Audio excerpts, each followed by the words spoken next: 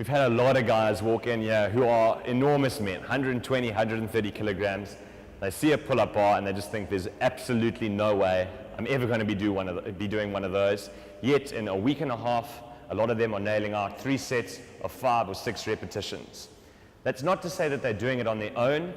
What we use are assistance bands.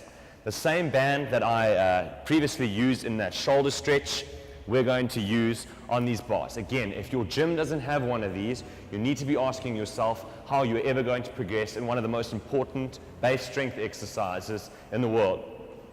How one of these bands works is you simply loop the band around the bar, you pull it down, you step into it, and this will assist you in doing a pull-up. Once you grab the bar, it still simulates the motion of a pull-up. If you do something wrong with your legs, if you disengage your core, it's still going to reflect on this band.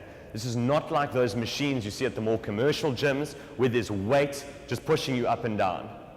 With all due respect, those are ridiculous and they're going to not aid you in any way in your athletic development. All right, so let's deal with the pull-up itself. Through some sort of commercial development, a thing called a kipping pull-up has developed. A kipping pull-up basically involves the use of your hips in a pull-up to provide you with some momentum. The reason that we do not practice the kipping pull-up in this gym is because, as you can see, my shoulders are constantly falling in and out of that internally and externally rotated position. Equally, I can probably do 50 of those. That's not me showing off, that's showing how ridiculous the exercise is. If you can do 50 of anything, the weight's too light or it's too easy. What we practice here is a strict pull-up. These, I can probably only do 12. A strict pull-up, once again, we've spoken about this. Get your shoulders in that nice externally rotated position and hop up onto the bar. From here, that same rib cage position where I told you to suck your rib cage down when we were pressing overhead, that same thing happens. Nice tight core, feet go together, you point your toes. Then you picture as if there's a bar resting on your back. That will ensure that you keep your pull nice and even. No leaning forward or back, you just pull yourself overhead. Again, keep your core nice and engaged as you pull overhead.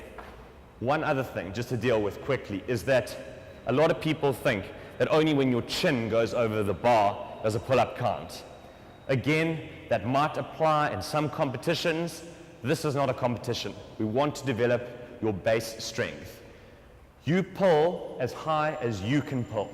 So again, if we go up here and we pull up here, and this is where you can get to, that's fine. I do not want you breaking your neck position when you're at the top.